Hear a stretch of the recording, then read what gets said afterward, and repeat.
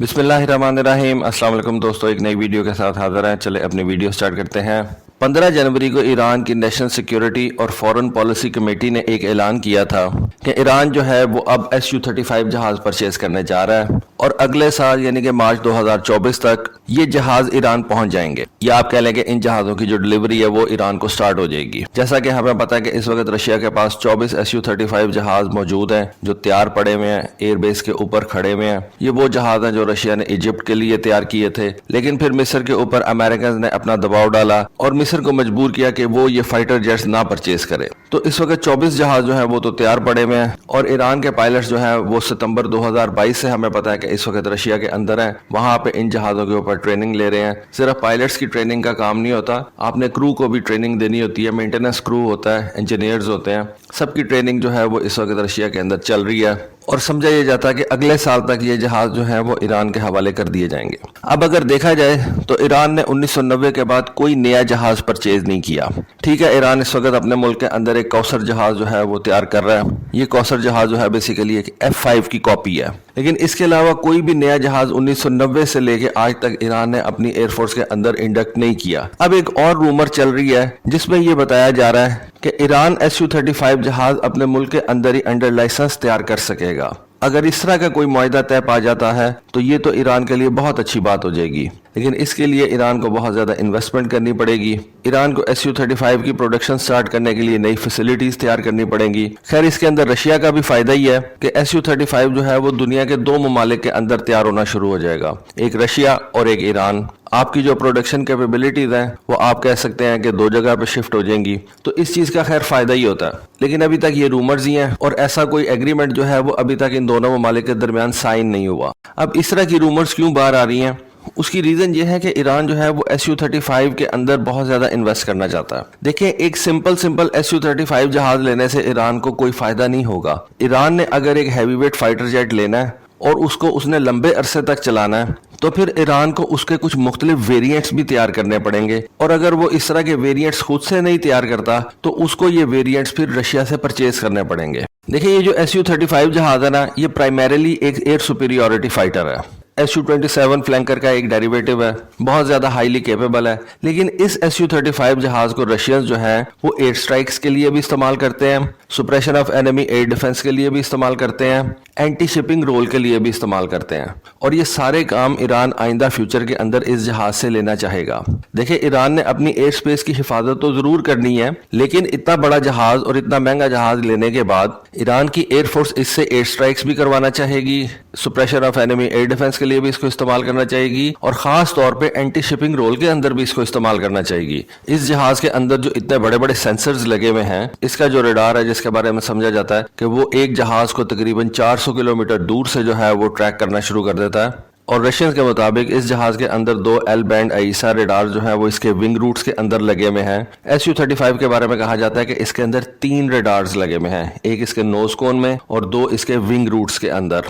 Su-35 के knows कोन में जो रडार लगा हुआ है वो एक पीसा रडार है जिसको हम पैसिव इलेक्ट्रॉनिकली स्कैन्ड अरे रडार कहते हैं, और जो इसके विंग रूट्स के अंदर रडार लगे हुए हैं वो AESA रडार्स हैं, यानी कि एक्टिव इलेक्ट्रॉनिकली स्कैन्ड अरे रडार्स। इस वजह से Su-35 को बड़ा ज़बरदस्त जहाज समझा जाता है। 3 रडार्स के साथ आता है जिनमें से एक पीसा और 2 AESA रडार्स हैं, और कहा यह जाता है कि ये एक बड़े जहाज को 400 किलोमीटर दूर से जो है वो ट्रैक कर सकता है, जबकि एक स्टेल्थ एयरक्राफ्ट को ये तकरीबन 90 किलोमीटर दूर से ट्रैक कर सकता है। तो ये सारी कैपेबिलिटीज जो है वो ईरान यूज करना चाहेगा, और इतने ज्यादा लॉन्ग रेंज वाले रडार को ईरानियंस जो हैं वो as an airborne early warning and control aircraft भी इस्तेमाल करना चाहेंगे। जिस तरह से मोस्टली इंडियंस अपने Su-30 जहाज के रडार के बारे में भी यही बताते हैं कि उसकी रेंज भी तकरीबन 400 किलोमीटर है, और इंडियंस भी अपने Su-30 जहाज को as an airborne early warning and control aircraft जो है वो इस्तेमाल करते हैं। तो ईरानियंस भी इतने बड़े रडार को इसी मकसद के लिए इस्तेमाल करना चाहेंगे, खास तौर पे जब इस वक्त ईरान के एडवर्सरीज के पास F-35 जहाज मौजूद हैं। देखें, इजराइल जो है वो F-35 जहाज इस्तेमाल कर रहा है, अमेरिकन जो है वो F-35 जहाज इस्तेमाल कर रहे हैं। अमेरिकन के पास एक B-2 स्टेल्थ बॉम्बर भी मौजूद है। अमेरिकन ने एक नया B-21 रेडर बॉम्बर जो है उसको भी अब तैयार कर लिया है। तो इस वक्त ईरानियन एडवर्सरीज जो हैं वो स्टेल्थ कैपेबिलिटीज के अंदर दुनिया में बेस्ट समझे जाते हैं। तो ईरान ने अगर इन जहाज़ों का मुकाबला करना है तो उसको इस Su-35 जहाज के अंदर जो है वो बहुत ज्यादा इन्वेस्ट करना पड़ेगा, और इस मकसद के लिए ईरान को Su-35 उन्हीं लाइन्स के ऊपर जो है वो ڈیولپ کرنا پڑے گا جس لائن کے اوپر اس کو رشینز چلا رہے ہیں، یا آپ کہہ لیں کہ جس لائن کے اوپر اس کو انڈینز چلا رہے ہیں.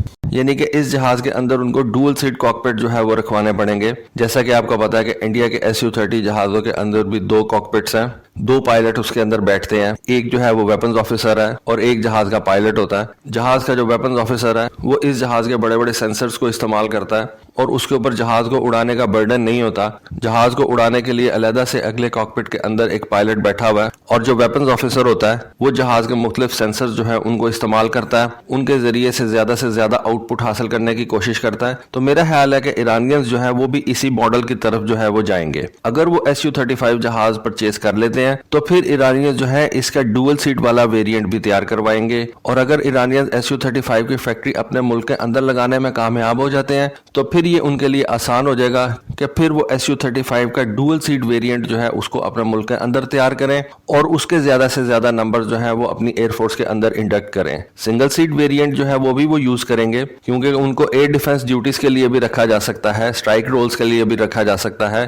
لیکن ایرانینز کچھ نمبرز میں ڈوئل سیٹ ویریئنٹس جو ہے اس کو بھی تیار کرنا پسند کریں گے. دیکھیں یہ جو رشینز ہیں نا، ان کے پاس SU-30 بھی ایک ایسا جہاز ہے جس میں 2 کاکپٹس ہیں، جن میں سے ایک میں پائلٹ بیٹھتا ہے، ایک کے اندر ویپنز آفیسر بیٹھتا ہے. MiG-31 کے اندر بھی بالکل سیم وہی سسٹم ہے کہ پائلٹ جو ہے وہ جہاز اڑاتا ہے اور جو ویپنز آفیسر ہے وہ پیچھے بیٹھ کے اس کے ریڈار کو کنٹرول کرتا ہے. جب آپ رشیا سے جہاز لیں گے نا تب آپ کو ان کی تھنکنگ بھی امپورٹ کرنی پڑے گی، کیونکہ رشین نے اپنے جہازوں کو اپنی سوچ سے بنایا ہوا ہے، اور آپ جب ان جہازوں کو پرچیز کریں گے آپ کو ان کی سوچ بھی پھر ساتھ ساتھ لینی پڑے گی. انڈیا نے جب یہ SU-30 جہاز پرچیز کیا تو اس کے اندر بھی 2 سیٹس تھی.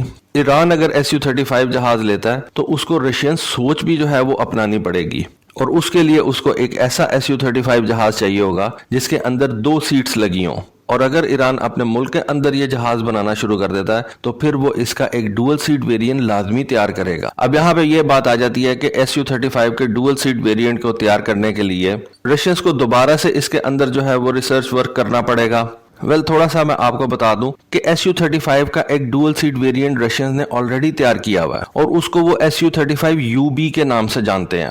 یہ ایک انہوں نے ویریئنٹ تیار کیا تھا اور 2001 کے اندر انہوں نے اس کو دنیا کے سامنے ریویل بھی کیا تھا. یہ ایک ہی جہاز انہوں نے تیار کیا تھا، یعنی کہ ریسرچ ورک انہوں نے اس کے اندر جو ہے وہ اسی وقت لگا لی ہوئی تھی، کمپلیٹ کر لی ہوئی تھی، اور ایک جہاز تیار کر کے انہوں نے اس کو دنیا کے سامنے رکھ دیا تھا. لیکن پھر بعد میں ان کی ضرورت ایسا سچ نہیں تھی، اس وجہ سے انہوں نے اس کی مزید کاپیز جو ہے وہ نہیں بنائی تھی. لیکن اگر ایران یہ فیصلہ کرتا ہے کہ وہ SU-35 جہاز پرچیز کرے گا تو وہ اس SU-35UB جہاز سے کافی زیادہ جو ہے وہ مدد لے سکتا ہے، کیونکہ رشیا نے SU-35 کے ڈوئل سیٹ ویریئنٹ کے اندر اپنا ریسرچ ورک جو ہے وہ کمپلیٹ کر لیا ہوا ہے. وقت کے ساتھ ساتھ اس کے اندر ایویونکس وغیرہ وہ ضرور چینج کر سکتے ہیں، لیکن SU-35 کے ڈوئل سیٹ ویریئنٹ کو رشیا نے تیار ضرور کیا ہوا ہے. تو یہ جو ایران کا SU-35 پروجیکٹ ہوگا نا، یہ SU-35 کے اندر ایک نئی جان پیدا کر دے گا، کیونکہ ایرانینز جو ہے وہ SU-35 جہاز سے میکسیمم آؤٹ پٹ لینے کی کوشش کریں گے. اس جہاز کو وہ ایکسٹینسively یوز کریں گے کیونکہ ایرانینز کے پاس اتنی کیپیبلٹیز والا اور کوئی جہاز موجود ہی نہیں ہوگا. سارے جہاز ان کے جو ہے وہ پرانے ہیں، یا وہ چھوٹے چھوٹے جہاز اپنے ملک کے اندر تیار کر رہے ہیں، وہ اتنی کیپیبلٹیز کبھی بھی نہیں رکھتے. تو ایرانینز اگر اس SU-35 کی طرف جائیں گے تو وہ اس کے اندر بہت زیادہ انویسٹ بھی کریں گے اور اس کے مختلف ویریئنٹس جو ہیں ان کو وہ ایکسپلائٹ بھی کریں گے. تو دوستو یہ تھی آج کی ویڈیو، یہ تھی آج کی انفارمیشن. ہوپفلی آپ کو آج کی ویڈیو، آج کی انفارمیشن پسند آئی ہوگی. کامنٹ سیکشن میں اپنی رائے سے ضرور آگاہ کیجیے گا. آج کے لیے بس اتنا ہی. Thank you. اللہ حافظ.